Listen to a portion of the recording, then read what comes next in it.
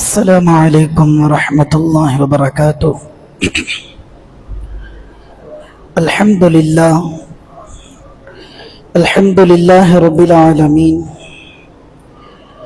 الصلاة والسلام على رسوله خاتم النبيين وعلى آله الطيبين وأصحابه الطاهرين والمؤمنين والمسلمين كلهم أجمعين، أما بعد، فقد قال الله تعالى في القرآن الكريم والفرقان المجيد تعظيما وتكريما ومخبرا وآمرا. أعوذ بالله من الشيطان الرجيم. بسم الله الرحمن الرحيم. إن الله وملائكته يصلون على النبي يا أيها الذين آمنوا صلوا عليه وسلموا تسليما. اللهم صل على سيدنا محمد النبي الأمي وعلى أبويه وآله وصحبه وسلم صلاة وسلاما دائما عليك يا سيدي يا حبيبي يا رسول الله صلى الله عليه وسلم. وقال تعالى في آية أخرى: ولنبلونكم بشيء من الخوف والجوع ونقص من الأموال والأنفس والثمرات وبشر الصابرين. وقال نبينا صلى الله عليه وسلم: إنما الأعمال بالنيات وإنما لامرئ ما نوى. اللهم رب اشرح لي صدري ويسر لي أمري واحلل عقدة من لساني يفقه قولي. يا رب بالمصطفى بلغ مقاصدنا واسمح لنا ما مضى يا واسع الكرم. புகழனைத்தும் நம்மை எல்லாம் படைத்து பரிபாலிக்கின்ற எல்லாம் வல்ல அல்லாஹ் ஒருவனுக்கே உரித்தாகட்டுமாக. சலாத்தும் சலாமும் கண்மணி நாயகம் முஹம்மது முஸ்தபா ரசூலுல்லாஹி ஸல்லல்லாஹு அலைஹி வஸல்லம் அன்னவர்கள் மீதும், அன்னவர்களை அப்படியே பின்பற்றிய சத்திய சஹாபாக்கள், தாபிஈன்கள், தபஅத் தாபிஈன்கள், நாதாக்கள், நல்லடியார்கள், குறிப்பாக நம் அனைவர் மீதும் குறைவின்றி நிறைவாக என்றென்றும் நிலவட்டுமாக. ஆமீன். கண்ணியத்திற்குரிய அல்லாஹ் நல்லடியார்களே, அல்லாஹ்வுடைய மகத்தான அருளினால் நாம் எல்லாம் ஜும்ஆவுடைய வேளையில் நல்ல பல செய்திகளை செவியுற்று செவ்வனே அதன் அடிப்படையில் நமது வாழ்வினை அமைத்துக் கொள்ள வேண்டும் என்கிற நன்னோக்கில் நாம் எல்லாம் வருகை புரிந்திருக்கின்றோம், வர இருக்கின்றோம். எல்லாம் வல்ல அல்லாஹ் இதனை முழுமையாக ஏற்று இதன் முழு பயனையும் நம் அனைவருக்கும் தந்தல் புரிவானாக. இதன் பரக்கத்தை கொண்டு நம்முடைய எல்லா விதமான ஹலாலான ஹாஜத்துகளையும் நாட்டங்களையும் தேட்டங்களையும் நிறைவேற்றுதல் புரிவானாக. நம்முடைய வியாபாரங்களில் பரக்கத்து செய்வானாக. நம்முடைய வருமானங்களில் அபிவிருத்தி செய்தல் புரிவானாக. நம்முடைய எல்லா விதமான கவலைகளையும் கஷ்டங்களையும் நீக்கி அருள் புரிவானாக என பிரார்த்தித்தவனாக எனது உரையை துவங்குகின்றேன். கண்ணியத்திற்குரிய அல்லாஹ் நல்லடியார்களே,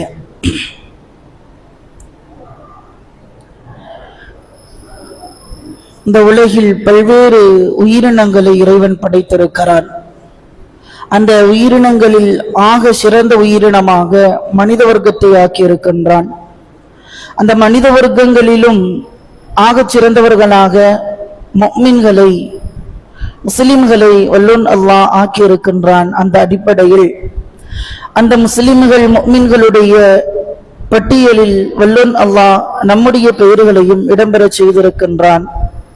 அல்ஹம்துலில்லாஹ்.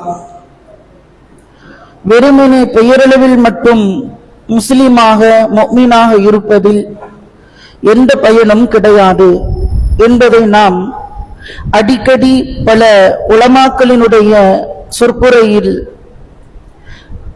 அவர்களுடைய பயான்களில் அல்லது சில நல்லடியார்களுடைய உபதேசங்களில் இருந்தெல்லாம் நாம் அந்த வார்த்தைகளை கேட்டிருக்கிறோம். ஆனால் உண்மையான முஃமின்களாக முஸ்லிம்களாக நாம் வாழ வேண்டும் என்கிற ஆசை ஆவல் நமக்கு வருகிறதா என்று பார்த்தால் அது அரிதிலும் அரிது. கண்ணியத்திற்குரியோர்களே, பெயரளவில் முஃமின்களாக முஸ்லிம்களாக இருப்பதில் எல்லளவும் பயன் கிடையாது என்பதை இஸ்லாம் மிக தெல்ல தெளிவாக சொல்லி இருக்கிறது. அப்படி என்றால் உண்மையான முஃமின்களாக வாழ்வதற்கான அடையாளங்கள் எப்படி இருக்க வேண்டும், பண்புகள் எப்படி இருக்க வேண்டும், குணங்கள் எப்படி இருக்க வேண்டும் என்பதை நாம் அறிய கடமைப்பட்டிருக்கிறோம். இஸ்லாமிய அடையாளங்கள் என்பது பல கட்டங்களில் பல துணை தலைப்புகளுக்கு கீழாக குர்ஆனும் பேசும், ஹதீஸும் பேசும். அந்த வகையில் நாயகம் ஸல்லல்லாஹு அலைஹி வஸல்லம் அன்னவர்கள் சஹாபாக்களை பார்த்து ஒரு முறை ஒரு வினாவை முன்வைத்தார்கள். மன் அன்தும், நீங்க யாரு அப்படின்னு கேட்டாங்க. நல்ல பழக்கமானவங்க, நல்ல அறிமுகமானவங்க, அவங்கள பார்த்து நீங்க யாருன்னு கேட்டா கேட்கிற நபரை நம்ம எப்படி விளங்குவோம்? தெரியாத ஒரு ஆள் புதுசா வந்திருக்கிறாங்க, எந்த ஊருன்னு தெரியல, எதுக்கு வந்திருக்காங்கன்னு தெரியல, அவரு தமிழ் மொழியா இல்ல வேறு ஏதேனும் மொழி பேசுபவரா என்பது தெரியல. அப்ப நம்ம கேட்கலாம், நீங்க யாரு, ஹூ ஆர் யூ, தும் கோன் ஹோ அப்படின்னு ஏதோ ஒண்ணுல கேட்கலாம் இல்லையா? ஆனா எல்லாம் பழக்கமானவங்க, ரெகுலரா பாக்குறவங்களை பார்த்து ரசூலுல்லாஹ் கேட்கிறாங்க, மன் அன்தும், நீங்க யாரு அப்படின்னு கேட்கிறாங்க. நம்மளா இருந்தா என்ன சொல்லுவோம்? யார சொல்லல, என்ன இப்படி கேட்கிறீங்க, உங்களுக்கு ஏதாவது உடம்பு சரியில்லையா இல்ல வேற ஏதாவது பிரச்சனையா அப்படின்னு நம்ம கேட்போம். ஆனா சஹாபாக்கள் உறுதியோடு ஒரு வார்த்தையை சொன்னார்கள், முஃமினூன், நாங்கள் எல்லாம் முஃமின்கள் என்று சொன்னார்கள். இப்ப நம்மள இதே கேள்வி கேட்டாங்க, நீங்க யாரு அப்படின்னு கேட்டா நம்ம பேரை சொல்லுவோம். நான் அப்துல்லா, அப்துல் காதர், ஹசன், ஹுசைன் ஏதோ ஒரு பேரை சொல்லுவோம். அப்பவும் தெரியலையா, நான் இன்னாருடைய மகன், அப்துல் காதருடைய மகன் அப்துல்லா.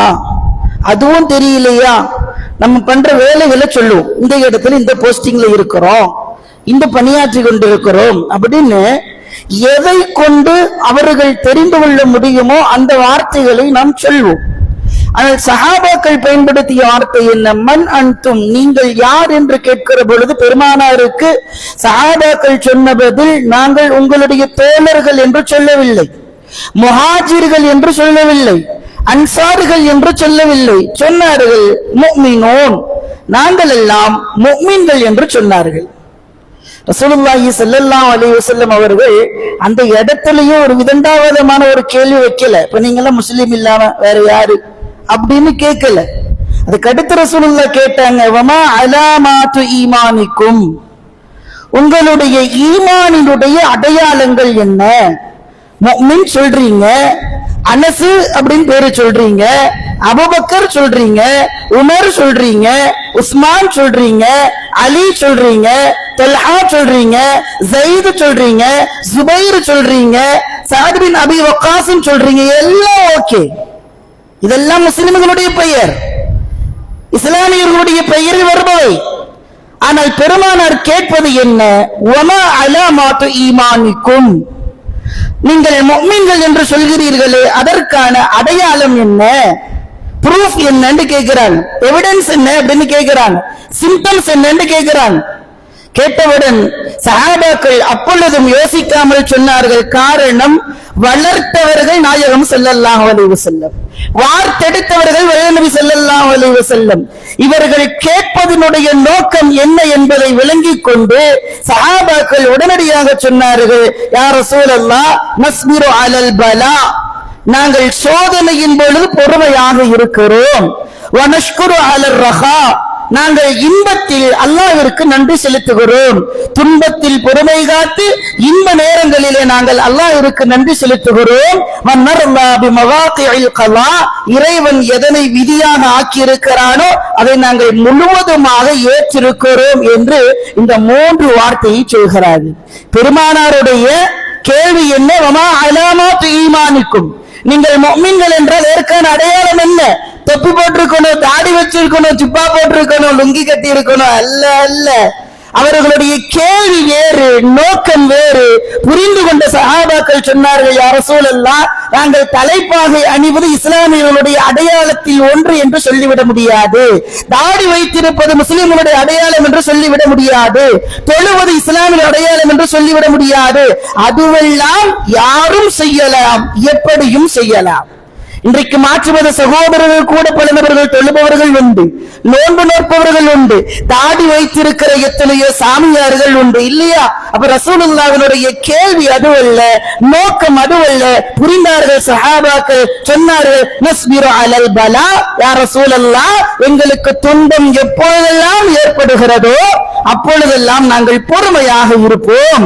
வனஷ்குரு அலர் ரஹா, எங்களுக்கு இன்பம் ஏற்படுகிற பொழுதெல்லாம் இறைவனை மறந்துவிட மாட்டோம். நாங்கள் அடைகின்ற அந்த இன்பத்திற்கு அல்லாஹ்விற்கு நாங்கள் நன்றி செலுத்துவோம்.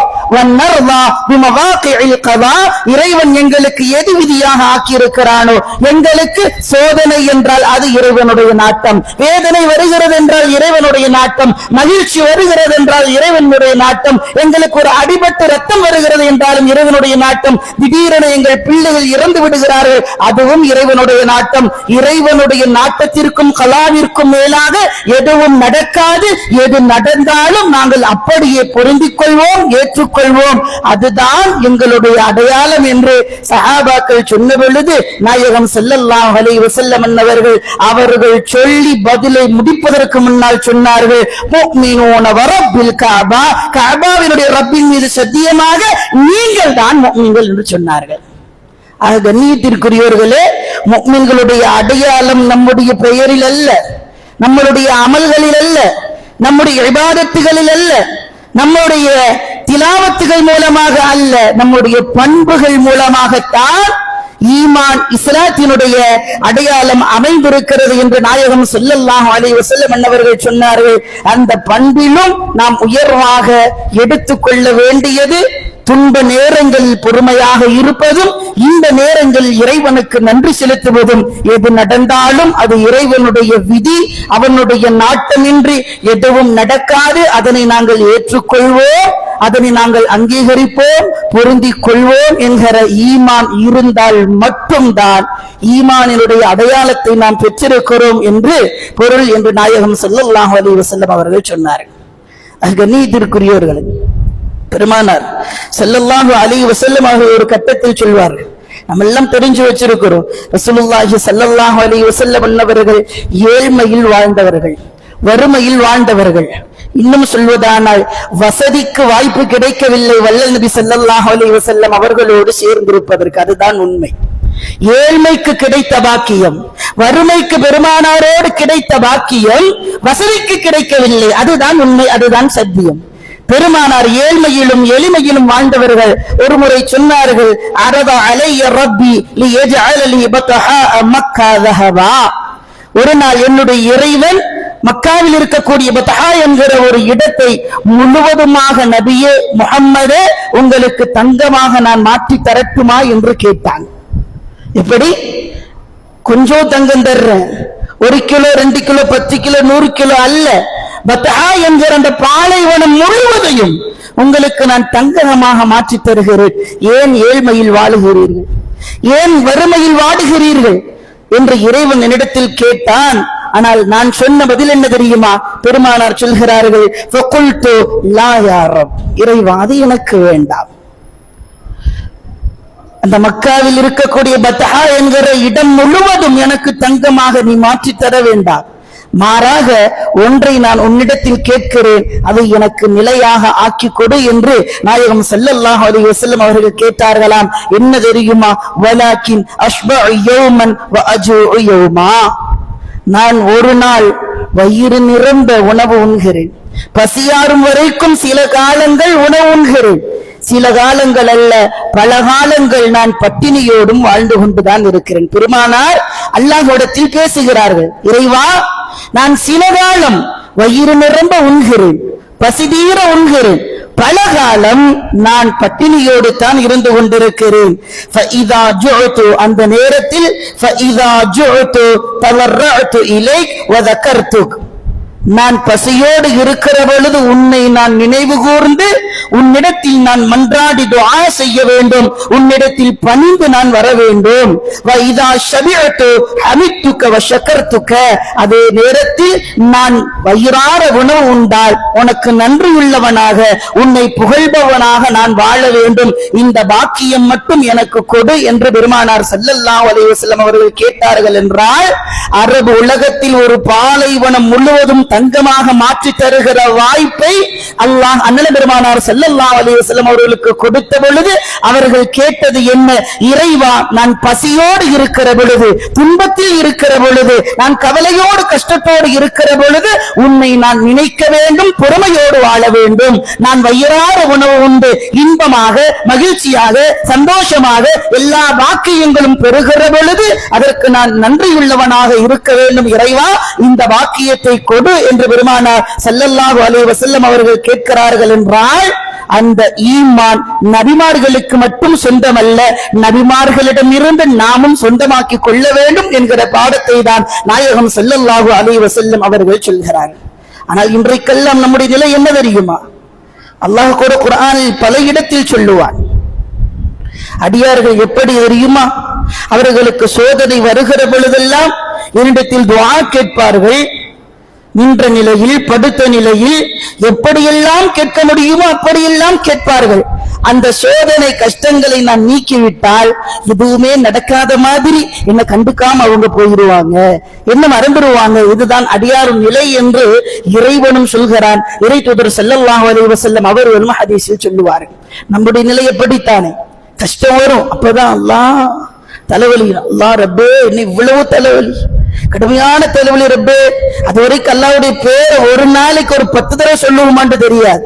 ஆனா ஒரு வலி வேதனை வந்துருச்சு அப்படின்னா ஒரு நிமிஷத்துல நம்ம கிட்டத்தட்ட ஒரு 2-3 அல்லாஹ்வை கூப்பிட்டுருவோம் இல்லையா? ரப்ப கூப்பிட்டுருவோம். ரப்பே நாயனே, என்ன படைச்ச தம்புரானே, என்ன லாங்குவேஜ் இருக்குமோ மேரே ஹுதா என்ன இருக்குமோ எல்லாத்தையும் நம்ம கேட்போம்.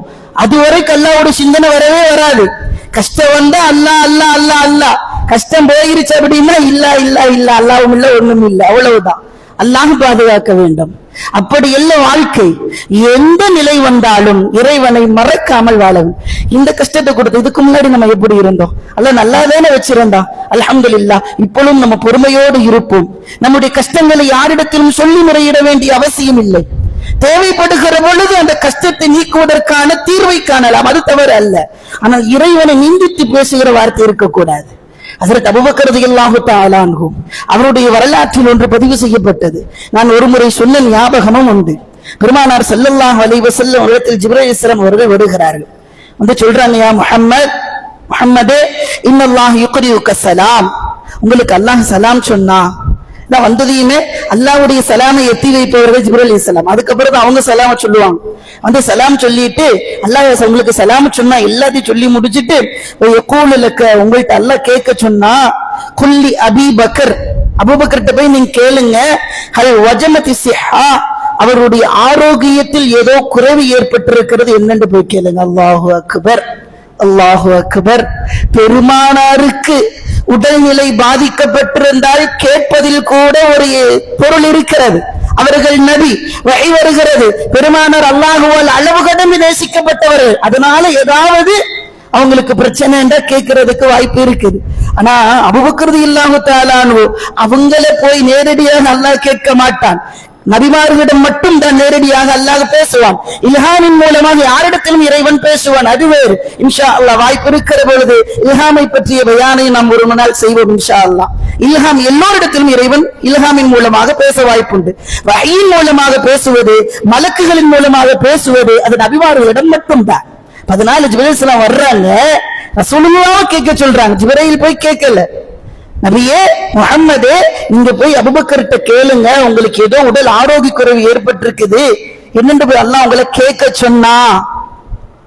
நீங்க போய் கேளுங்க ஜிப்ரீல் அலைஹிஸ்ஸலாம் சொல்லல, அல்லாஹ் உங்களை கேட்க சொன்னா. எந்த அளவிற்கு அபூபக்கர் ரலியல்லாஹு தஆலா அன்ஹு அவருடைய ஈமானும் அண்ணல் பெருமானார் ஸல்லல்லாஹு அலைஹி வஸல்லம் அவர்கள் மீது முஹப்பத்தும் இருந்திருக்கும். பெருமானோரோடு முஹப்பத் காதல் யாருக்கு அதிகம் இருக்கிறதோ, நேசம் அதிகம் இருக்கிறதோ, அவர்கள் மீது அல்லாஹ்வினுடைய நேசமும் பாசம் அதிகமாக இருக்கும். நாம் கவலை கொண்டால் நிச்சயம் அல்லாஹ்வால் தாங்க முடியாது, நாம் துன்பப்பட்டால் அல்லாஹ்வால் தாங்க முடியாது. அதனை கொடுப்பதும் இறைவன் தான், கொடுத்துவிட்டு அவர்களுடைய நிலை எப்படி இருக்கிறது என்று சோதிப்பதும் அல்லாஹ் தான். அதுதான் சொன்ன கலாக்கதிரில் நம்ம பொருந்திட்டு போய்கிட்டே இருக்கணும். அல்லாவே கொடுப்பானா, அப்புறம் அல்லாவே கவலைப்படுவானா? சில பேர் அப்படியும் பேசுவாங்க. ஈமானில் குறைந்தவர்கள், பலவீனமானவர்கள் இப்படியும் பேசுவார்கள். என்ன இவர் இப்படி சொல்றாரு? அல்லாஹ்வே கஷ்டத்தை தருவானாமா, அப்புறம் அல்லாஹ்வே கவலைப்படுவானாமா, ரசூலுல்லாஹ் மேல முஹப்பத் வச்சுட்டோம்னா அந்த கவலை எல்லாம் நீக்கிடுவானாமா. அவ்வளவுதான் அறிவு அர்த்தம்.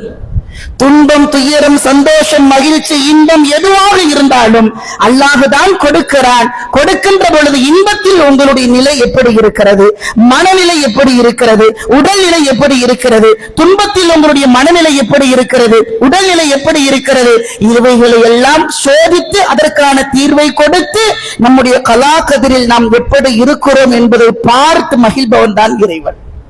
அபூபக்கர் ரலியல்லாஹு போய் நீங்க கேளுங்க அப்படின்னு சொன்ன உடனே ரசூலுல்லாஹ்வுக்கு அதிர்ச்சி, ஆச்சரியம். ஃபதஅஜ்ஜப நபியு ஸல்லல்லாஹு அலைஹி வஸல்லம் மின் ذلك. ரசூலுல்லாஹ்வுக்கு பேரதிர்ச்சி. என் கூட தான் இருக்கிறாரு, இப்ப கூட பார்த்தோமே நல்லா தானே இருந்தாங்க, உடல்நிலை சரியில்லாத மாதிரி எதுவுமே அவங்கள்ட்ட சிம்டம்ஸ் வரலையே. ஒண்ணும் இல்ல, ஒரு 4-5 நாளா நான் உடம்பு சரியில்லாம இருந்தவங்க எல்லாருக்குமே தெரிஞ்சிருக்கும். தொழுகையில் அசரத்துக்கு வாய்ஸ் இல்ல, கராத் இல்ல. இன்னைக்கு கூட பாவம் ரொம்ப அழுத்தமா தான் பேசிக்கிட்டு இருக்கிறாரு, தொண்டையெல்லாம் பிரச்சனை இருக்கு. சிம்டம்ஸ் தெளிய காட்டிடும். ஏன்னா நம்மளுடைய ஈமான் அவ்வளவுதான் பலகீனமான ஈமான். சஹாபாக்களுக்கு அப்படி அல்ல. இவையெல்லாம் கேட்டு கேட்டுத்தான் நம்முடைய ஈமான்களை வலுப்படுத்திக் கொள்ள வேண்டும். அப்ப சஹாபாக்கள் பெருமானாருக்கு முன்பு வருகிறார்கள். உடல்நிலை பாதிக்கப்பட்டதாக எந்த சிம்டம்ஸும் தெரியல. ரசூலுல்லாஹ்வுக்கு தெரியாமல் அல்ல, இது நடக்க வேண்டும் என்று பெருமானார் காத்திருந்தார்கள். அதனால பாக்குறாங்க, ஆச்சரியத்தோட கேட்டாங்க, என் கூட தானே இருந்தாங்க, எந்த சிம்டம்ஸ் இல்லையோட நல்லா தானே இருந்துச்சு. அதுக்கடுத்து நேரம் அபூபக்கர் இல்லாட்ட போறாங்க. யா அபூபக்கர் ஐய இல்லத்தின் அசாபத்துக்கு, உங்களுக்கு ஏதோ உடம்பு சரியில்லையாம என்ன பிரச்சனைன்னு கேட்கிறாங்க. அதுவரை அபூபக்கர் எல்லாம் எதையுமே சொல்லல. இவங்க போய் கேட்கிறாங்க, யா அபூபக்கர் ஐய இல்லத்தின் அசாபத்துக்கு, உங்களை அடைந்த அந்த நோவினை என்ன, உங்களுக்கு என்ன பிரச்சனை, உடம்பு ஏதோ உடல்நல குறைவுன்னு சொல்லி எனக்கு வகை வந்திருக்குது, என்ன பிரச்சனைன்னு கேட்ட உடனே அப்பதான் சொல்றாங்க அபூபக்கர் ரலியல்லாஹு தஆலா அன்ஹு, அப்ப கூட ஒண்ணும் இல்ல, சீன் போடல. யார் கேட்கிறார்கள், கேட்பவர்களிடத்தில் அதற்கு தகுந்தாற்போல் பதிலை சொல்ல வேண்டும். கேட்பது பெருமானார், அந்த இடத்தில் நாம் சரியான பதிலை சொல்கிற பொழுது அதற்கான தீர்வு கிடைக்கும் என்று விளங்கியதால் அபூபக்கர் ரலியல்லாஹு எதையுமே மறுக்கல. சொன்னாங்க, அல்லாஹு அக்பர், 7 ஆண்டு காலமாக எனக்கு பல்வலி இருக்கிறது என்று சொல்கிறார். நேத்து இன்னைக்கு நடந்தது அல்ல, 7 மணி நேரம் ஏற்பட்டது அல்ல, 7 வாரம் அல்ல, 7 மாதங்கள் அல்ல, சொல்கிறார்கள் 7 ஆண்டுகள் எனக்கு பல்வலி இருக்கிறது, இதுதான் எனக்கு நோவினையும் தருகிறது. பல்வலி வந்தவர்களுக்கு தெரியும் அதனுடைய பாதிப்பு என்ன அப்படின்னு. பல்வலி வந்த முகம் வீங்கிரும், அதுலயே தெரிஞ்சிடும் இல்லையா? ஆனா அதை கூட காட்டிக்கொள்ளாத அளவிற்கு அவர் ஈமான் இருந்தது என்றால் எந்த அளவிற்கு அவர்கள் பொறுமையோடு இருந்திருப்பார்கள். அதற்கடுத்த ரசூலுல்லாஹ் கேட்கிறாங்க, 7 வருஷம் உங்களுக்கு பல்வலி இருந்துச்சா, லிமலம் துக்பிர்னி, ஏன் என்கிட்ட சொல்லல? இப்பவுமே பாக்குறீங்க, என் கூட பேசுறீங்க, உங்களுக்கு எதுவா இருந்தாலும் எங்கிட்ட தானே கலந்துக்கிறீங்க. லிமலம் துக்பிர்னி, ஏன் எங்கிட்ட நீங்க அதை பத்தி தகவலே சொல்லல, இன்ஃபர்மேஷனை கொடுக்கல? கேட்ட உடனே கேள்வியை விட பதில் மிகச் சிறப்பாக வந்தது. அபூபக்கர் ரலியல்லாஹு தஆலா அன்ஹு அவரிடத்தில் சொன்னார்கள், யா ரசூலல்லாஹ் கைஃப அஷ்கு மினல் ஹபீப் இலல் ஹபீப், அல்லாஹ்வின் தூதரே, ஒரு நேசரை பற்றி இன்னொரு நேசரிடத்தில் நான் எப்படி முறையிடுவது? நீங்களும் அல்லாஹும், உங்களுக்கும் அல்லாஹுக்கும் மத்தியில் உள்ள உறவு அலாதியானது. நேசம் அலாதியானது. யாரும் அதில் எந்த விரிசலும் ஏற்படுத்தி விட முடியாது. இருந்தாலும் எனக்கு பல்வழி வந்துச்சுன்னு சொன்னா அதை கொடுத்தது இறைவன் தானே என்கிற சிந்தனை உங்களுக்கு வரலாம். உங்களுடைய நேசரை பற்றி அல்லாஹ்வினுடைய நேசராகிய உங்களிடத்தில் நான் எப்படி முறையிடுவது? அதனால் 7 ஆண்டு காலம் நான் அதனை தாங்கிக் கொண்டேன் என்று ஹஜ்ரத் அபூபக்கர் ரலியல்லாஹு தஆலா அவர்கள் சொல்கிறார்கள் என்றால், எவ்வளவு வேதனை இருந்தாலும் சோதனை இருந்தாலும் அந்த இடத்தில் ஈமான் நமக்கு எந்த அளவிற்கு பலமாக இருக்கிறது அல்லது பலவீனமாக இருக்கிறது என்பதை நாம் கொள்கிற அந்த பொறுமையின் மூலம் தெரிந்துவிடும். கண்ணியத்திற்குரியவர்களே, இந்த ஹதீஸில் அதிகப்படியான ஒரு தகவலை நான் உங்களுக்கு சொல்வேன். ஹஜ்ரத் அபூபக்கர் ரலியல்லாஹு என்ன பதில சொன்னாங்க? கைஃப அஷ்கு மினல் ஹபீப், ஒரு நேசரை பற்றி, ஒரு நண்பரை பற்றி இன்னொரு நண்பரிடத்தில் நான் எப்படி முறையிடுவது? இதில் நமக்கான ஒரு பாடமும் இருக்கிறது. அல்லாஹ் ரசூலுக்கும் மத்தியில் உள்ள உறவு மட்டுமல்ல, 2 நண்பர்கள் இருக்கிறார்கள் என்றால் ஒரு நண்பரிடத்தில் குறையை நாம் காணுகிற பொழுது அவருக்கு நேசமாக பாசமாக இருக்கக்கூடிய வேறொரு அந்த நண்பரிடத்தில் இவரை பற்றிய குறைகளை சொல்லக்கூடாது. சொன்னால் அந்த இடத்தில் உறவு விரிசல் ஏற்படுவதற்கான வாய்ப்புகள் அதிகம். எனவே நாம் வாழுகிற பொழுது ஒரு வருடத்தில் குறைகளை கண்டால் அந்த குறைகளை என்ற வரைக்கும் மறைத்து பார்க்க வேண்டும். மறைக்க முடியாத, ஜீரணித்துக் கொள்ள முடியாத குறைகளாக இருந்தால் நேரடியாக அவரிடம் சென்று அதனை மாற்றுவதற்கான வழியை காண வேண்டுமே தவிர, அவருக்கு யாரை மிக பிடித்தமானவராக இருப்பாரோ அவரிடம் சென்று அந்த குறைகளை சொல்வது உண்மையிலேயே உறவுகளுக்கு மத்தியில் விரிசல் ஏற்படும் என்பதையும் ஹஜ்ரத் அபூபக்கர் ரலியல்லாஹு தஆலா அன்ஹு அவர்கள் சொல்லி காட்டுகிறார். கண்ணியத்திற்குரியவர்களே, இப்படி வேதனை காலங்களில், சோதனை காலங்களில், துன்ப நேரங்களில் எல்லாம் நாம் பொறுமையாக இருப்பது போன்று நமக்கு ஏற்படுகிற மகிழ்ச்சியான தருணங்களில், இன்ப காலங்களிலும் கூட நாம் அந்த இடத்தில் அல்லாஹ்வை மறவாமல் நன்றியுள்ளவர்களாக நாம் வாழ பழகி கொள்ள வேண்டும். ஆனால் இன்னைக்கெல்லாம் கஷ்டம் வரும்போது மட்டும்தான் ரப்ப நினைக்கிறோம். சந்தோஷமா இருந்துட்டோம் அப்படின்னா அந்த சிந்தனையே இல்லை. ஏழ்மையா இருக்கிற வரைக்கும் அல்லா இடத்துல கேட்போம், அல்லா அவ்வளவு கஷ்டமா இருக்கு, அவ்வளவு கஷ்டமா இருக்கு, வியாபாரத்துல நஷ்டம், சம்பளம் கிடைக்க மாட்டேங்குது, சம்பளம் எவ்வளவு கிடைச்சாலும் பத்த மாட்டேங்குது, போய் நம்ம போய் தொழுகை பத்தாது, அவ்வளவு இப்படி இருக்கும். அது கொஞ்சம் வாழ்க்கையில முன்னேற்றம் வந்துருச்சுன்னு வைங்கள, அந்த இடத்துல எனக்கு யார் என்ன உதவி செஞ்சாங்க, நானா சொந்தமா சுய கால்ல, என் சொந்த கால்ல நின்று நான் சம்பாரிச்சேன், நான் வாடகைக்கு எடுத்து வச்சா அந்த இடத்துல நம்ம வேலை பார்க்க முடியும். 2வது பேசணும், இப்படித்தான் பேசணும், ஒரு வழி இல்லை. அந்த இடத்துல நான் எவ்வளவோ கஷ்டப்பட்டேன், எவ்வளவோ ஏழ்மையில இருந்தேன். ஆனா அல்லாஹ் அந்த கஷ்டத்தை எல்லாம் நீக்கிவிட்டு இன்றைக்கு என்னை சுயமாக வாழ வைத்திருக்கிறான், சுயமரியாதையோடு வாழ வைத்திருக்கிறான். அல்லாஹ் இல்லை என்றால், அவனுடைய கருணை இல்லை என்றால் என்னுடைய வாழ்க்கை இந்த அளவிற்கு உயர்ந்திருக்காது, முன்னேற்றம் அடைந்திருக்காது என்கிற எண்ணம் வறுமை என்றால் நிச்சயம் நாம் முன்பு சொன்னது போன்று ஈமானுடைய அடையாளத்தில் தான் இருந்து கொண்டிருக்கிறோம். கண்ணியத்திற்குரியவர்களே, பெருமானார் ஸல்லல்லாஹு அலைஹி வஸல்லம் அவர்கள் சொல்வார்கள், மன் ஸர்ரஹு அன் யஸ்தஜீபல்லாஹு லஹு இன்தல் கர்ப் வஷ்ஷதாயித்.